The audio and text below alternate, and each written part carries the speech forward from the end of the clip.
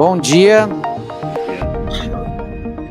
Então, hoje eu tenho o prazer de apresentar a professora Thaís Moade, que é professora associada no Departamento de Patologia da Faculdade de Medicina da USP. Gostaria de agradecer de antemão a sua vinda em nome do Departamento de Obstetrícia e Ginecologia. E ela vai falar para a gente sobre mudanças climáticas. Muito obrigado, professora Thaís. Bom dia a todos. Obrigada, eu que agradeço o convite. Conheço alguns de vocês já, alguns há muito tempo, com medicina, né? Estudamos junto no Dante. Eu vou falar desse assunto e depois tentar focar um pouquinho na parte de obstetrícia. Me desculpe se eu for muito básica, tá? Então, se eu pensei numa audiência que não conhece muita coisa, então me desculpem se eu for muito básica, eu vou fazer alguns conceitos gerais e depois, se vocês tiverem alguma dúvida, né, pode interromper no meio mesmo, tá? Então, bom, é um assunto de extrema urgência, né? E por que eu estou aqui? Né? Por que a gente está aqui? A gente está tentando colocar isso no currículo médico, de uma maneira formal, colocar temas de mudanças climáticas dentro do currículo médico. Então, que a gente passe a ensinar os alunos as situações, né? Ter um caráter formativo e que a gente passe a ensinar os alunos as doenças e as situações que já estão acontecendo, que vão acontecer cada vez mais relacionadas às mudanças climáticas. Então, vamos começar com os conceitos gerais, né? Então, a gente está vivendo o chamado antropoceno. Na verdade, geologicamente, isso não existe isso, mas caiu no meio científico e na mídia esse nome. Tá? Foi um químico holandês que cunhou essa coisa do antropoceno e pegou. E o que é? É a era geológica onde ela é cunhada ou ela é torneada pela humanidade. Então, as coisas que estão acontecendo são influenciadas pelo homem. Então, não é mais o vulcão, não é mais o meteoro, não é nada. Então, a força humana de destruição e, né, construção torneia hoje o que acontece no nosso mundo. Então, por exemplo, em 2020, a massa de seres de massa construída superou a massa de seres vivos. Então, a gente tem mais massa de coisas que nós fizemos na Terra do que seres vivos na Terra. Por exemplo, a massa de plástico já dobra a massa de todos os animais terrestres e aquáticos. Então, a quantidade de resíduos que nós estamos gerando não tem, né? É imaginável, na verdade. Né? A gente está metido num grande rolo em relação a isso. E o que caracterizaria, então, o antropoceno? O progresso tecnológico, que se acelerou a primeira revolução industrial. Então, quando a gente fala de mudanças climáticas, a gente fala pós-revolução industrial, né? Mudanças a cada 30 anos. Quando você fala que mudou o clima? Quando você examina 30 anos, assim que o IPCC trabalha. O crescimento explosivo da população, né? A gente melhorou condições de alimentação, saúde e higiene, e a multiplicação da produção e consumo, né, fruto do capitalismo, né, desse capitalismo exacerbado que a gente está vivendo. Perdão, é aqui. Então, aqui, esse gráfico mostra como como é que a Terra foi se adaptando ao longo do tempo, devagarinho, passando de uma era glacial para uma era no Holoceno, onde as condições climáticas permitiram a vida. Né? Então, esse clima que a gente tem hoje veio do Holoceno, né, apareceu no Holoceno, e hoje a gente está, então, acelerando tudo isso, né, a gente conseguiu acelerar essa temperatura de uma maneira muito rápida, e hoje eles chamam lá da Terra, que é a casa da terra quente, né, a Terra quente. Bom, é aqui, né? Bom, e aí, os gráficos mostram a grande aceleração. Então, desde a década de 50, olha o que aconteceu, por exemplo, com a população mundial, por exemplo, a emissão de carbono, com a emissão de NO2, com o uso de energia, com a população urbana que explodiu, com o uso de fertilizantes, por exemplo, a temperatura da Terra, né, que é isso que o IPCC, que a gente tem medido, a acidificação dos oceanos, o uso de água doce, a produção de papel, a captura de peixes, olha que, né, como foi a gente tem tido realmente uma aceleração enorme em todos esses recursos, né? Então a gente está esgotando todos esses recursos. E então isso começou, essa situação de esgotamento de recurso, perda de biodiversidade, aumento da temperatura, já se começou a ser sentido desde a década de 80, e foi formado, então, o IPCC. Quem não sabe o que é o IPCC? Nunca ouviu falar? Todo mundo, né? Então, pronto. O IPCC é o órgão que, então, desde 1988, tem guiado a comunidade científica em relação às mudanças climáticas. Foram feitos 6 reports, tá? Então, esses reports são importantes por quê? Porque ele reúne o conhecimento científico, eles trabalham sob nível de evidência, e eles guiam as políticas internacionais em relação às mudanças climáticas, né? Lembrar que na década, logo que começou o primeiro report, teve um grande, quem é mais velho com certeza vai lembrar, teve um grande ataque negacionista, né? Não sei se vocês lembram no jornal, falava, mas será que o cientista está certo? Né? Então, a indústria fóssil, assim como fez com o cigarro, assim como faz com a alimentação e o plástico, pagou os cientistas, né? Cientistas que eram pagos para bugar, né, ao conhecimento, então, das mudanças climáticas, né? É uma tática usada constantemente de colocar em dúvida o conhecimento científico. Isso acho que atrasou muito as nossas medidas, né, de mitigação e impacto que a gente tem que tomar.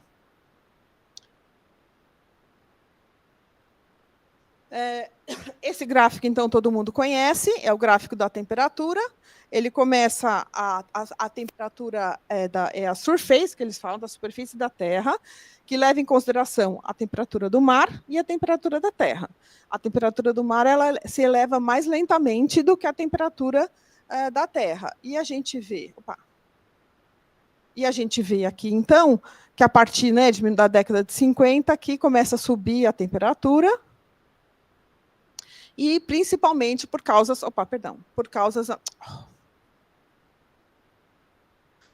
antropogênicas. Esse gráfico é bem conhecido de todo mundo, né? Lembrar que em 2024 já foi o ano mais quente registrado no planeta.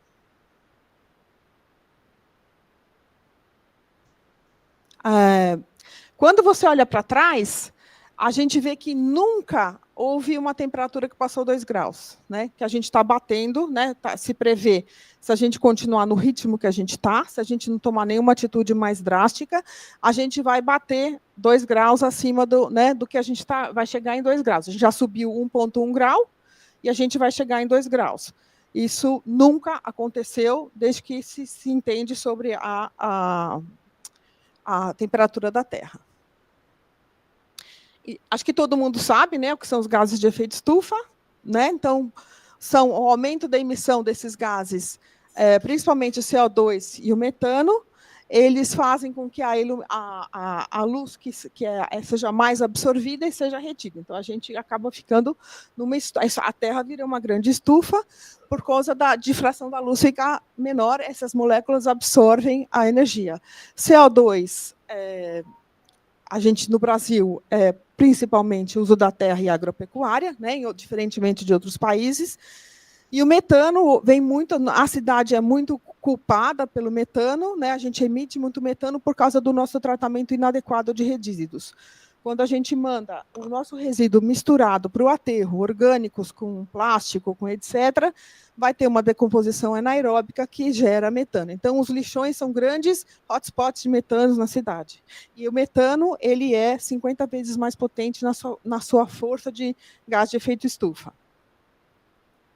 Né? Então, aqui no Brasil, né, a gente tem a questão da mudança do uso da terra, que é 46% responsável pela emissão de gás de efeito estufa, ou seja, desflorestamento, queimadas, uso de terra para fazer pasto, né? Então, o gado tem uma grande contribuição, né? Por isso que todo mundo, a gente, né, apela para as pessoas comerem menos carne vermelha, e a agropecuária sozinha também, né? O jeito que a gente faz a nossa a nossa agricultura intensiva, com grande uso de monoculturas, fertilizantes, etc., contribui para as mudanças climáticas.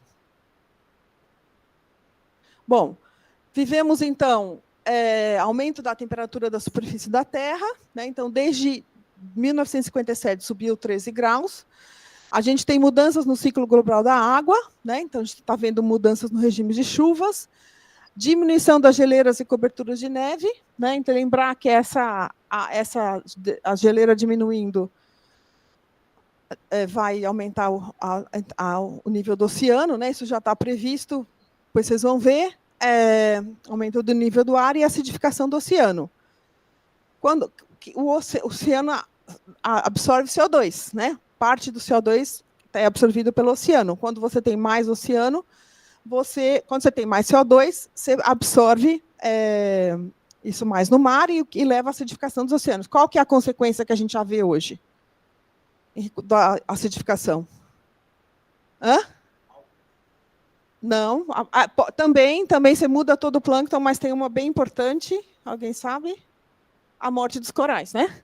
A morte dos recifes de corais na Austrália é decorrente dessa acidificação dos oceanos. Bom, e aí a gente está atingindo o que eles chamam de tipping points, né? Que são pontos de não retorno. E quando esses pontos de não retorno chegam, eles vão causar, eles vão fazer o tipo de um efeito dominó, que a gente não sabe muito bem o que é ainda. O exemplo que está mais perto da gente é a Amazônia, né? A Amazônia está atingindo o seu tipping point. O tipping point da Amazônia era considerado uns 40%, hoje baixaram para 25%. Então, quer dizer, a gente tem... Se desmatar mais de 25% da floresta, ela savaniza. Então, é o que vai acontecer com a Amazônia. A Amazônia está em processo de savanização. Isso tem consequências drásticas para a gente por causa da umidade, né? Não vai ter mais a umidade, os rios voadores e essa umidade que chega aqui. Então, a previsão do IPCC é a gente savanizar todo o norte do Brasil, Cerrado, virar grandes desertos e com aumento de temperatura, né? Então, diminuir chuva, aumentar a temperatura e desertificação. E assim são outros tipping points do mundo, o derretimento da calota, a diminuição dos corais, o permafrost, né? Que se ele degelar, o que vai acontecer? Alguém leu já sobre isso? Grandes quantidades de metano vão vir para a superfície, piorando as mudanças climáticas, tá? Então, aqui é um gráfico do IPCC, ele trabalha com previsões, tá? Então, ele trabalha com previsões. Então, se aumentar 1 grau, o que vai acontecer? Se aumentar 2, o que vai acontecer? Se aumentar 4, o que vai acontecer? Se a gente não fizer nada, o que está previsto é 2 graus para 2100. Então, 2 graus é a média, tá? Não quer dizer que vai ser todo mundo aumentar 2 graus. Isso é a média da superfície da Terra. Significa que tem lugares que vão ficar 4 ou 5 graus mais quentes, e isso torna a vida não possível, quase inabitável em muitos lugares da Terra, tá? Então, aqui, por exemplo, é simulando a 2 graus. Então, isso é a temperatura dos locais. Então, você vê que vai ter um aumento importante da temperatura em vários locais. E aqui é 4 graus. Esse é o pior cenário possível. Se a gente não continuar emitindo do jeito que está, o cenário de 2100 chegar a 4 graus, a Terra vai ficar praticamente inabitável. Então, a gente tem que trabalhar com a questão do net zero rapidamente, né? O IPCC lançou um report só sobre 1,5. Se a gente conseguir baixar o net zero rapidamente, a gente não passa de 0,5 grau. Mas se continuar do jeito que está, a gente vai passar. Já está passando, na verdade, né? E num cenário de 2 graus, que é o cenário mais realista, a gente vai estar, como nós vamos estar aqui, tá? Essa parte do Brasil, onde nós estamos, que a gente já está vivendo isso, na verdade. Mais quente, com mais extremos hídricos ou mais precipitações. Isso é o que se espera aqui para a nossa região, enquanto que para a região norte do país, você vai ter mais quente e seco, ou mais quente com extremos hídricos. Tá? Então, é isso que é o futuro da nossa região. E o IPCC, muito preocupado com isso, lançou um report agora de 1,5%. Então, simulando o que acontece se a gente passar, ou se a gente segurar, ou se a gente não segurar 1,5%. E se a gente passar 1,5%, eles têm os levels of concern, né? Onde eles, por exemplo, tá ruim de ler, né? Então, os riscos aqui, esse aqui é interessante. Quais são os riscos que a gente vai sofrer? Os corais, os mangues, nem eu consigo ler. Região ártica, os sistemas ecoterrestres, as enchentes de costas, as enchentes dos rios, a agricultura, né, o quanto que você consegue colher, o turismo, quanto vai sofrer, e aqui a mortalidade relacionada ao calor. Então, são todos níveis de preocupação que a gente vai ter que ter, caso a gente não... que já estão esperados, né, são tudo high grade, moderate high grade de evidência, que a gente vai ter caso não consiga diminuir as emissões. Vou pular isso aqui, está ruim de ler. Tá? E a gente, então, está rompendo todos esses limites planetários. Mudanças climáticas, estamos acidificando o oceano, estamos acabando com a água doce, estamos perdendo os nossos habitats naturais, principalmente com o uso da terra. No Brasil, a gente tem o gado como grande vilão da história, né? E o uso intensivo de solo, por exemplo, destruindo o cerrado para plantar soja.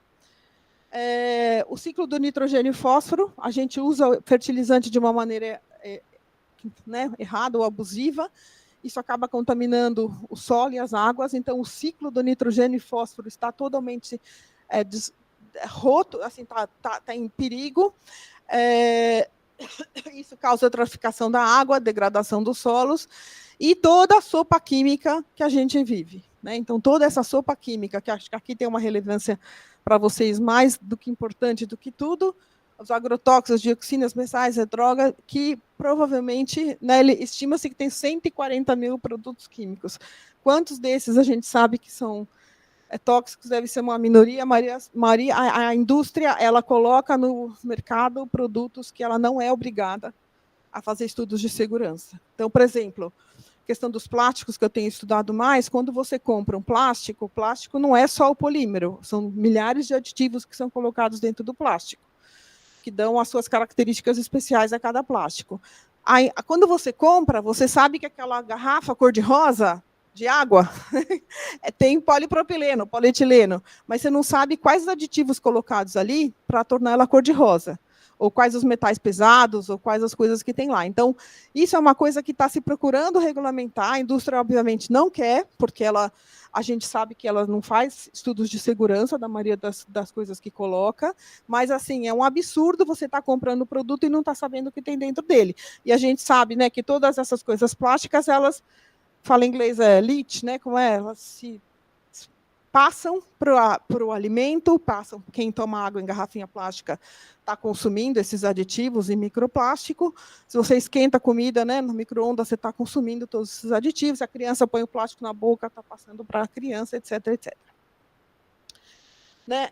A gente está perdendo biodiversidade, né? Então a gente já perdeu muitas espécies, né? Tem até o IPCC ele faz umas porcentagens de quanto que a gente já perdeu de cada classe, e estamos vivendo, então, a 6ª extinção em massa. Isso aqui é um estudo brasileiro. Tem uma professora na UFRJ que chama Renata Libonati, ela é meteorologista, tem estudado muito a relação de clima e saúde no Brasil, é muito interessante os trabalhos dessa moça. E ela estudou a quantidade de dias, de horas por ano que a gente está sujeito a heat stress na América Latina. E aqui, então, a gente pode ver que tem aumentado de uma maneira significativa, né, algo que vai ficando vermelho, a partir dos anos, a gente tem vivido cada vez mais horas em heat stress na América Latina, com consequências claramente, né, tem consequências para a saúde. Então, todas esses contextos sociais, né, que a gente não pode deixar de levar em consideração, os contextos ambientais e os drivers climáticos, vão modular as exposições que a gente vai ter e vão levar, então, aqui as consequências de saúde que a gente tem que se preparar como profissionais da saúde. Principalmente o calor, né, as doenças cardiopulmonares, as doenças infecciosas e todas as consequências materno-infantis que isso vem a trazer, que é o grupo mais vulnerável das mudanças climáticas, são as mães e as crianças.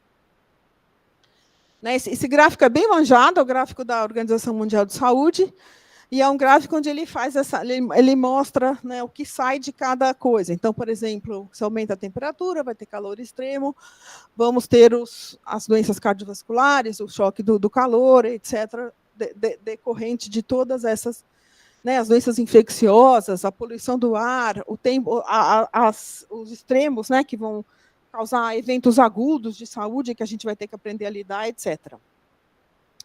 E como é que é isso para a saúde materno-infantil? Né? Então, a gente é o grupo mais vulnerável, as crianças e as mães. Né? Então, você tem desde as exposições tóxicas, né, que provavelmente são pioradas por tudo que está esse modo de vida que a gente tem, metais pesados, organofosforados, os bifenóis, os fitalatos, né? Aqui o plástico tem um papel importante.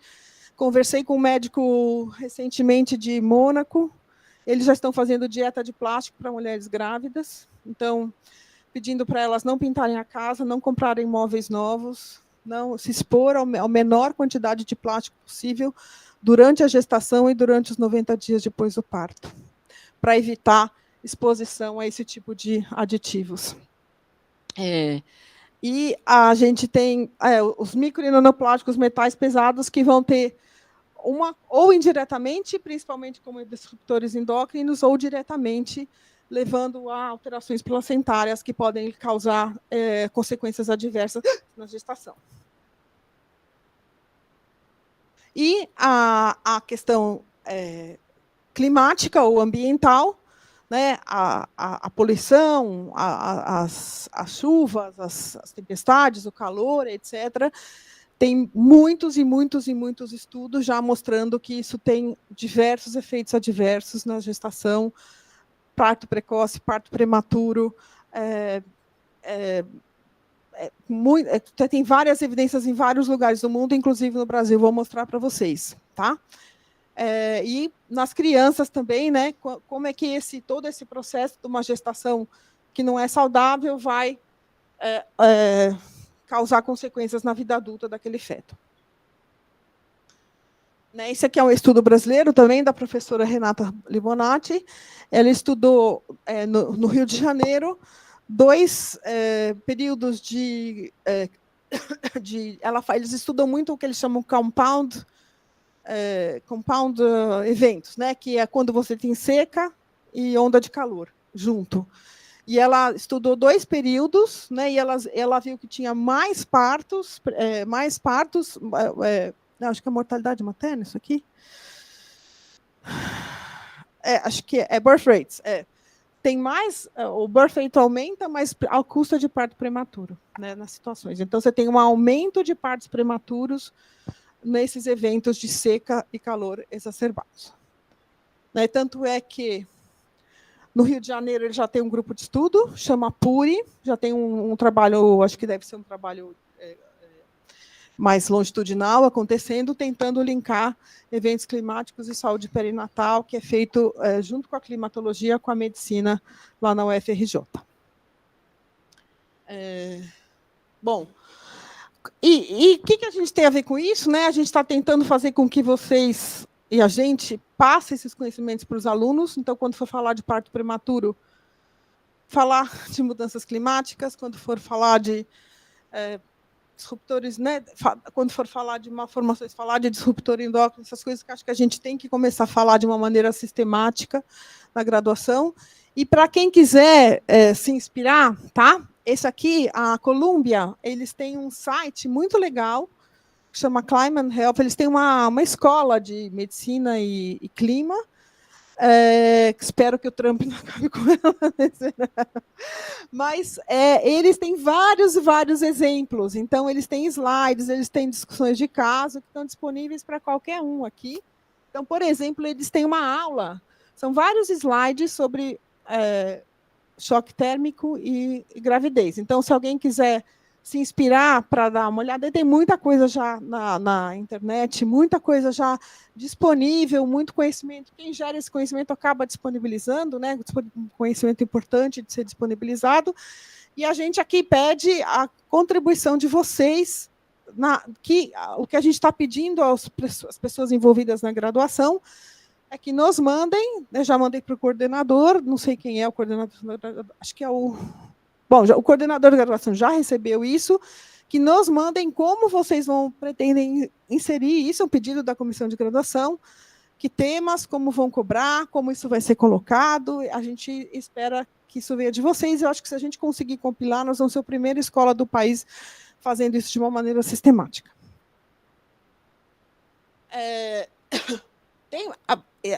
Tratar desse assunto vai além do ensino, muita gente pensando em como ser mais sustentável, como tornar a medicina mais sustentável.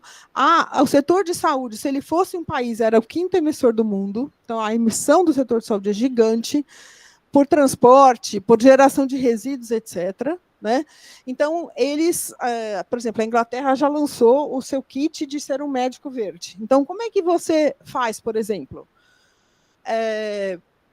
Prescreve menos exames, né? Isso custa dinheiro, custa transporte. Haja como fazendo advocacy, né? Junto às entidades que você trabalhe.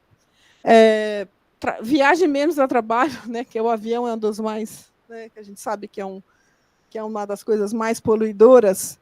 E conte para os seus pacientes o que está acontecendo. Isso aqui são todas, faz parte desse toolkit, né, desse manualzinho, onde eles sugerem que os médicos, por serem porta-vozes de comunidades, etc., assumam um papel transformador dentro da sua profissão. Eu não sei se eu trouxe o slide.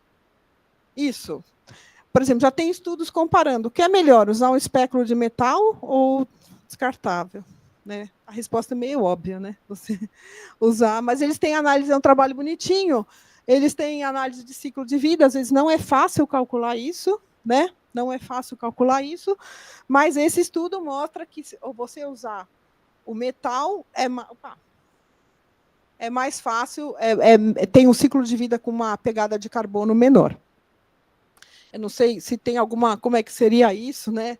Voltar para as coisas. Tem também estudo com laringoscópio, em várias especialidades eles estão tentando essas coisas que antigamente a gente higienizava, né? E passou a ser descartável, né? Que a geração de plástico do setor de saúde é gigante.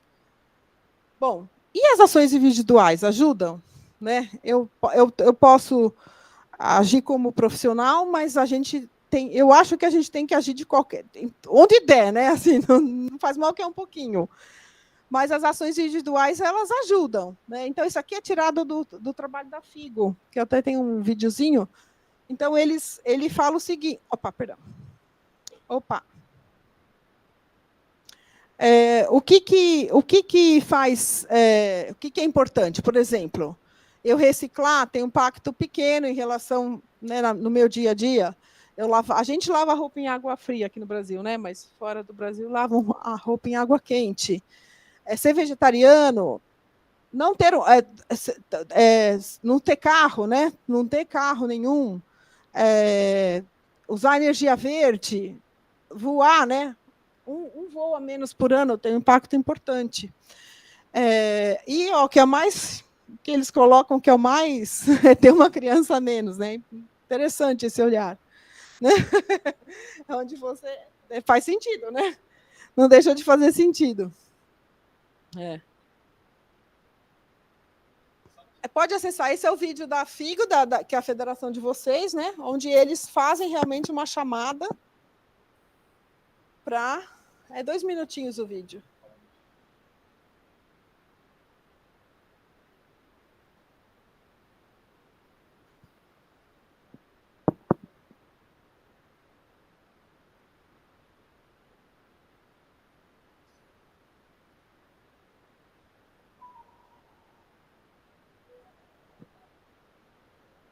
Se não der, não tem problema, gente. Há 2 minutinhos, não tem problema nenhum. Não é nada que ninguém vai morrer.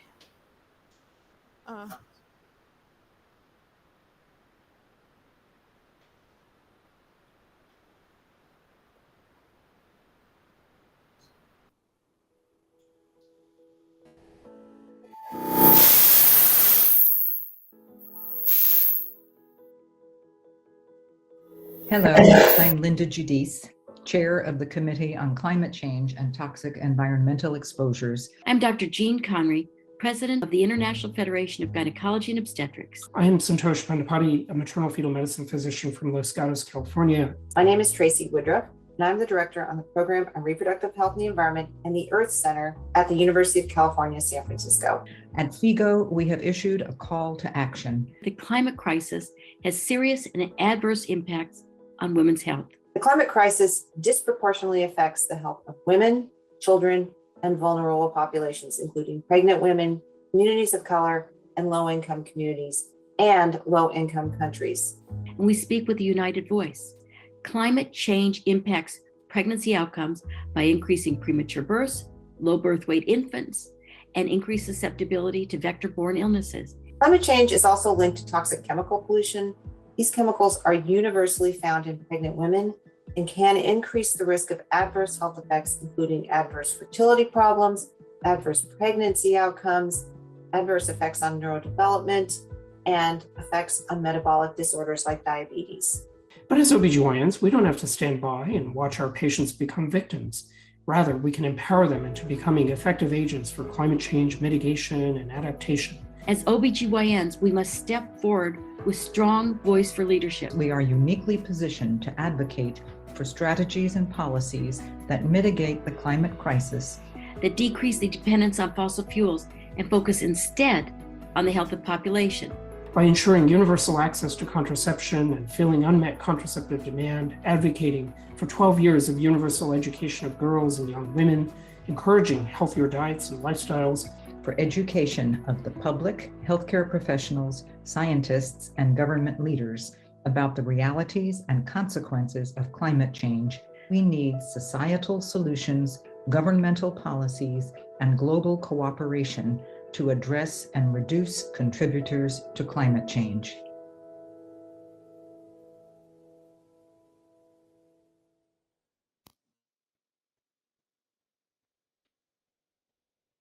Acho que era esse meu último slide. Eu queria só agradecer o convite de novo e estou aberta aqui para as perguntas que vocês por acaso têm.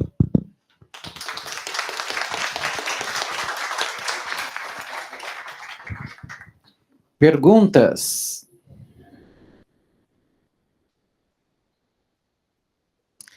Gustavo, por favor.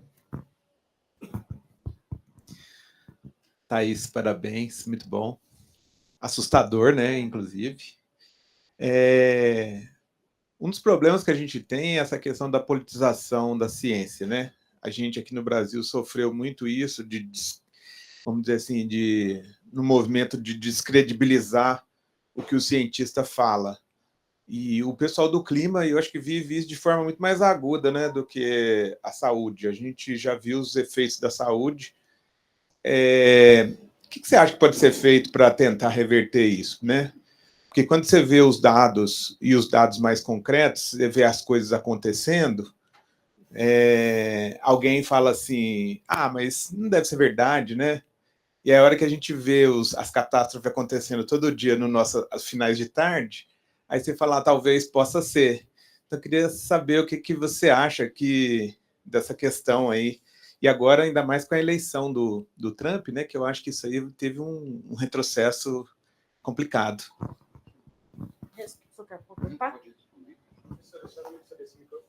Não preciso? Ah, tá. Votar bem. Não fizer o que a gente fez em 2018, né? Que foi o que aconteceu, né? Estamos onde estamos, porque acho que durante a Covid a ciência foi muito colocada em pós por conta. Tinha um presidente que falava que não precisava se vacinar, né? Então acho que a gente tem que rever em que a gente vota, votar bem, escolher bem que a gente vota.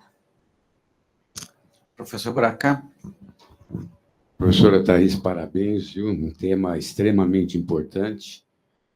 E com relação à graduação, nós aqui já estamos, tanto na obstetrícia como na ginecologia, o professor Eduardo Mota já tem conversado e está permeando esse tema dentro da nossa grade curricular. Perfeito. Agora, eu queria pedir, porque além da parte obstétrica, tem as repercussões também na fertilidade. Isso. E nós fizemos um estudo recente, uma revisão sobre o bisfenol.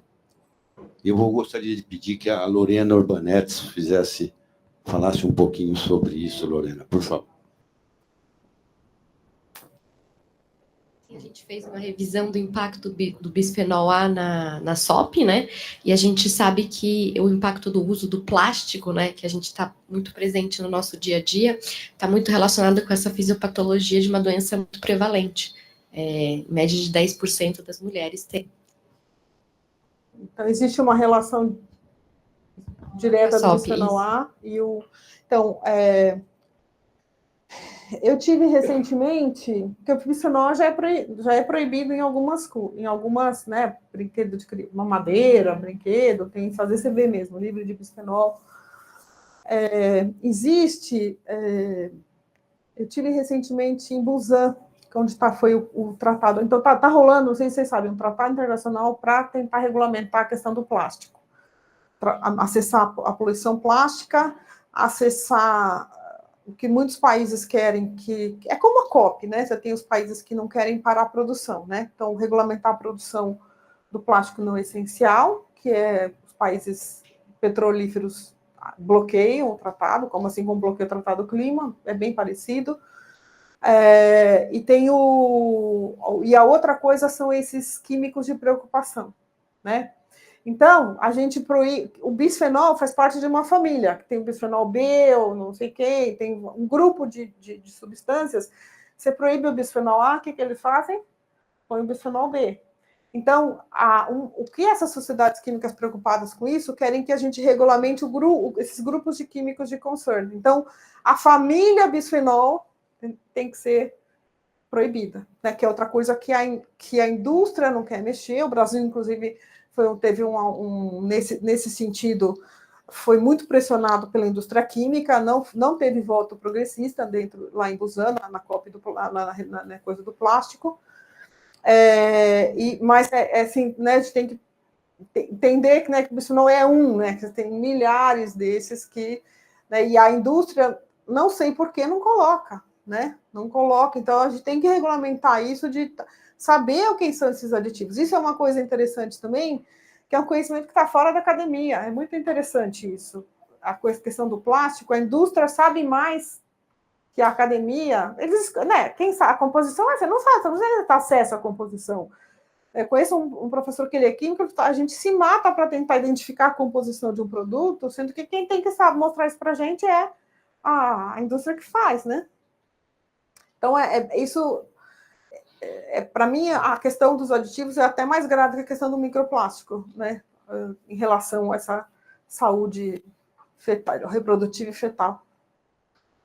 Olha, professor, isso é tão importante que o nosso grupo, que chefiado pelo professor Baracá, junto com a Lorena, nós fizemos 2 publicações. Uma na revista Clinics, para mostrar esse problema, e uma maior que nós publicamos, inclusive, na revista da FIGO. Ah, que legal! Para chamar a atenção do mundo todo desse problema. Isso, maravilhoso. Não só na associação com a SOP, mas também na intensidade dos sintomas das mulheres com acino ovário policístico. E a grande preocupação que eu li semana passada a respeito do microplástico na nossa flora marinha, tanto em peixes como em crustáceos. 80%. E o que a gente está consumindo só mostrou que está aumentando cada vez mais. E a repercussão disso que pode ter na nossa saúde. Isso, eles estimam que existam 180, deixa eu dar de 2023, 180 trilhões de partículas plásticas no mar, né? Então, todos os peixes, né? Aliás, todo mundo está contaminado. Os trabalhos em tecido humano só não achou ainda quem não procurou, mas assim, em todos os estudos onde você procura, você acha microplástico em todos os seres, em todos os ambientes. Então, e o microplástico carrega dentro, né, grudado dentro dele, aditivos, bactérias, vírus, metal pesado, né? Então, não é só o microplástico, mas tudo que está grudado com ele, né? Grudado nele, e a questão dos aditivos que, né? Pôr comida no plástico, embalagem de comida em plástico. Então, a gente tem que realmente resetar, né? Acho que vocês têm um papel fundamental nisso, assim, de mostrar que não pode pôr, tem que acabar uma madeira de plástico, né? Eu acho. Esse tipo de coisa. E acho que a gente aqui no hospital, na instituição, por exemplo, na faculdade, eu brigo, vai muito de evento lá com de plástico. Eu não sei como é que é aqui no HC, mas é igual. Não, eu fico doida, eu falo, gente, vocês não conseguem colocar na prática o que vocês estão falando, né? Assim, né? É tão difícil não ter um copinho de plástico, assim, toda festa lá tem um tal de copinho. Hã? Isso é um clássico. Isso é um clássico. Você vai, várias palestras de sustentabilidade, você vai ver, tem um copinho de plástico. É um clássico. Não, de café quente. De café quente. Hã? Então é uma burrice, assim, que desculpa falar, mas eu acho uma burrice isso. Enfim. E é uma preguiça, né? Não tem quem lave. Não tem quem lave o copo. Como assim, gente? A gente está numa sociedade que ninguém consegue lavar seu copo. Né? Que é isso, né? Se a gente não consegue mais lavar nosso copo, fecha a porta e vai embora, né? Eu acho. A minha dúvida, bom, parabéns pela sua explanação e o alerta que a senhora dá, muito interessante para todos nós que, às vezes, a gente fecha os olhos e vai em frente. É mais fácil fechar o olho. O copinho de plástico aí. Mas no passado existia o seguinte, a minha avó falava, Nilo, vai buscar um litro de leite na padaria. Então, era meio litro, 1 litro, conforme estava o dinheiro dela, né? Então, foi buscar um copo, meio litro ou 1 litro de leite. De vidro. Hoje é plástico que já vem nesse sentido. Agora, qual a culpa que a população tem? Hoje nós vivemos um mundo, guerra ali, guerra lá, criança comendo lixo, coisa desse tipo, e não existe... Isso, o senhor tocou num ponto muito bom, que é o quanto a indústria joga a culpa para a gente, certo? Então, quem que tem o poder de mexer, a tecnologia de mexer nessas coisas, é a indústria. Então, por exemplo, a história da reciclagem. Eu sinto dizer que a reciclagem é um mito, né? A reciclagem é uma balela. Reciclar não adianta nada, por vários motivos. E foi uma coisa, como fala, incentivada pela indústria. Recicla, joga ali, recicla, tá tudo certo. Então, a gente foi acostumado a crescer. Se eu reciclar, minha consciência está limpa, estou tranquila, posso continuar o quê? Consumindo. Não é assim? É isso que a indústria... Hoje, eles já, assim como o cigarro, eles já sabiam que a reciclagem ela é cara, ineficiente, gera produto mais tóxico, e se continuou a história da reciclagem. Então, por que a reciclagem aumenta? Muita coisa não se recicla, não tem cadeia, tá? Então, vou falar no Brasil. Acho que no Brasil e no mundo inteiro. Sabe daquele plástico laminado, que é chamado plástico BOP, que é o 7? Se vocês olharem, não tem um triangulinho com o número? O 7 é uma mistura de plásticos, em geral, não recicláveis. Não tem nem cadeia. No Brasil, a gente ainda tem o problema da cadeia, que a gente depende muito do catador, né? No Brasil, a coleta de reciclados ela tem um catador no meio. Então, muita coisa não é reciclado porque não é economicamente viável para o catador. Exemplo, isopor. O isopor é um horror. Primeiro que o poliestireno tem um monte de estudo mostrando coisa cancerígena com o poliestireno. Segundo, ele é muito leve e para o catador não vale a pena. Ele tem que encher uma sala dessa para ganhar, sei lá, R$20, porque é leve, então o isopor acaba indo para aterro. Esse plástico BOP, que é o plástico de salgadinho, vai para aterro. E coisas complexas. Por exemplo, sei lá, um tênis. Não sei se tem alguém de tênis aqui. Como é que você recicla um tênis? Alguém já parou para pensar? O que você faz quando um tênis acaba? Eu, por exemplo, já liguei para todas as indústrias, a Nike, acho que a única que faz cirurgia reversa é a ASICS, a única. O resto fala, a gente não faz. Quer dizer, então, a gente tem isso. No Brasil, a Política Nacional de Resíduos Sólidos é a gestão compartilhada, que é indústria, consumidor e, na verdade, é aquele deixa que eu deixo, sabe? Porque não coloca a responsabilidade de ninguém, então fica uma responsabilidade compartilhada e ninguém toma nenhuma atitude. E o plástico? quando reciclado, gera um produto mais tóxico. Imagina você pegar plásticos diferentes, que você não sabe tipos diferentes, que você não sabe o que tinha dentro, esquentar e misturar e fazer outro. Coisa boa ele não gera. Então, o plástico reciclado, ele tem produtos mais tóxicos, ele já tem estudos mostrando isso já em brinquedos, brinquedo de plástico reciclado. Então, assim, a única opção para o plástico é não consumir. Professor Nilson, por favor. Queria parabenizar pela beleza da apresentação, Obrigada. chamando um tema tão importante. Queria lembrar que a professora Jeanne, que é ex-presidente da FIGO, ela que levantou essa bandeira e esse vídeo foi feito no período dela. Ela tem uma apresentação deslumbrante com todos os aspectos em relação à mudança climática, poluição, realmente muito interessante, com abordagem exclusivamente na obstetrícia e ginecologia. E queria lembrar aqui que o professor Saldiva, com o Dr. Jorge Halak, fizeram um estudo muito interessante de poluição e redução da fertilidade masculina, e o Saldiva, com a doutora Silvana Chedid, também fez em relação à poluição e à redução de fertilidade nas mulheres. Então, acho que é bastante importante chamar atenção, porque são publicações feitas nessa mesma instituição, que sempre tem sido, em geral, inovadora e pegando, talvez, aspectos importantes como esse, colocando, inclusive, no currículo escolar. Agora, é complicado, porque a gente é de uma geração que era tudo no vidro. De repente, entra o plástico, por milhares de interesses, né? Então, e a reciclagem do vidro, que antigamente era até mais vantajosa, né? Isso. Você comprava um determinado produto em garrafa e você fazia a troca pela garrafa, né? Então, economicamente, seria muito mais vantajoso. E é difícil, realmente, levar à mudança da mentalidade, leva muito tempo. E que eu acho que cada um de nós devemos pensar a quantidade que nós geramos de lixo nas nossas casas hoje.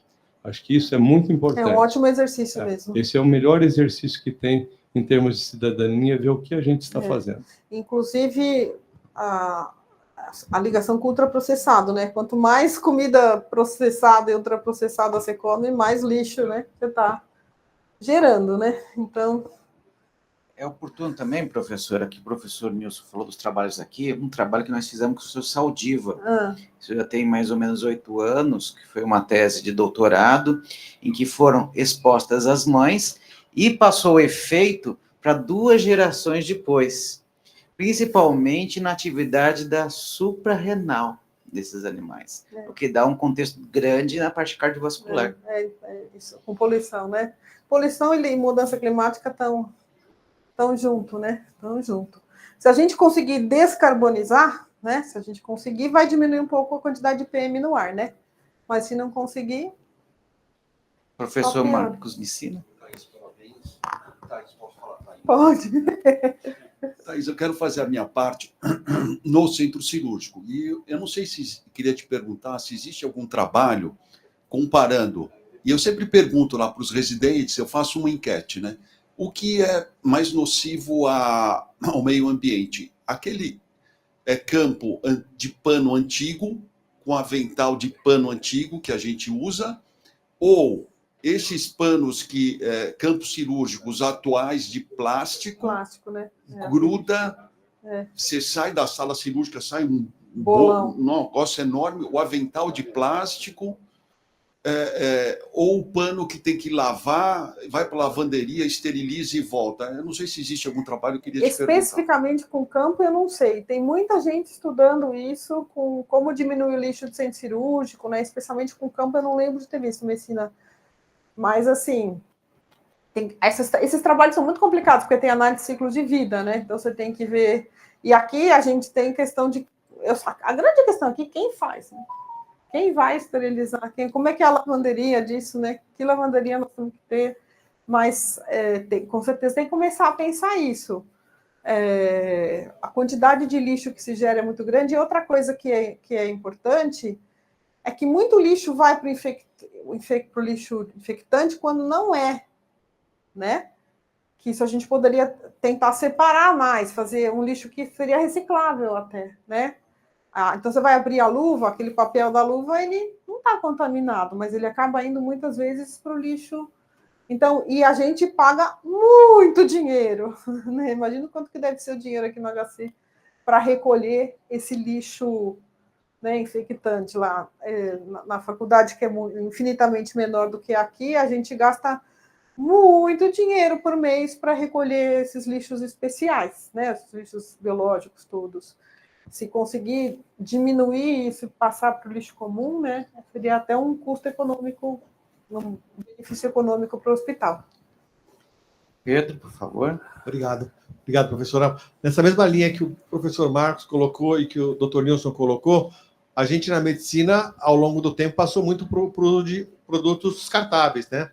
E produtos descartáveis, muito, em geral, com plásticos associados, né? Então, desde o exemplo da seringa descartável, que antigamente era de vidro com agulha, até para produtos de laboratório que você poderia usar materiais que você poderia esterilizar e usar novamente. Né? Mas a própria Anvisa impede que a gente faça isso, estimulando cada vez mais que a gente use produtos descartáveis e aumentando muito a quantidade de lixo, né? Isso é uma coisa que tem que regulamentar. A Anvisa, né, são todas políticas públicas que com a alimentação é a mesma coisa, né?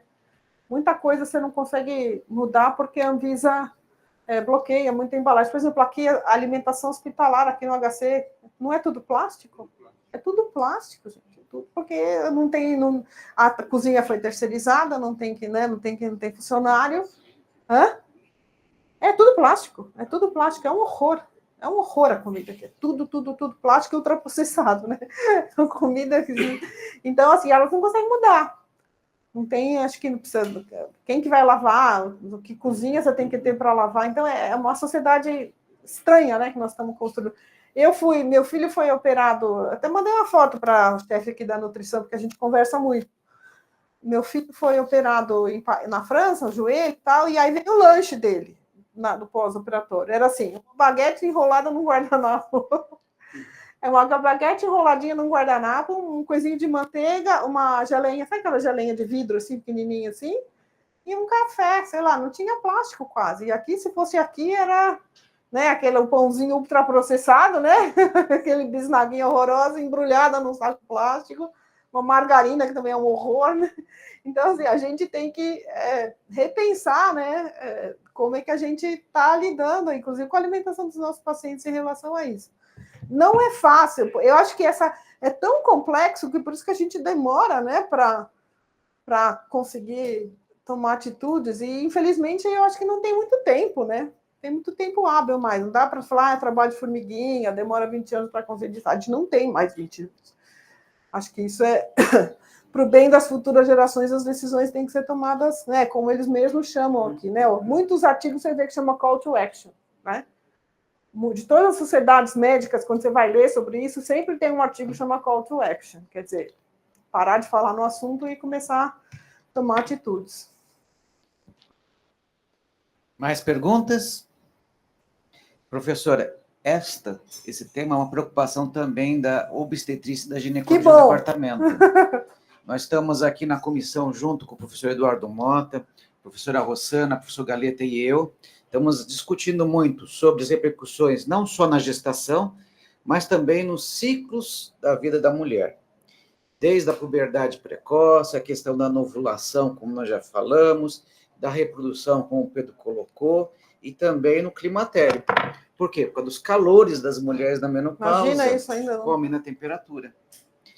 Tudo isso é uma preocupação que nós estamos incorporando também para os nossos alunos pensarem e poderem refletir e a gente poder mudar os conceitos. Muito bem, muito obrigada. Agradeço a preocupação e seria muito legal ter de vocês isso, como esse framing teórico vai ser incluído na graduação de vocês, para a gente conseguir juntar todo mundo. Vamos juntar. Muito obrigado, professor. Obrigada, gente. Agradeço.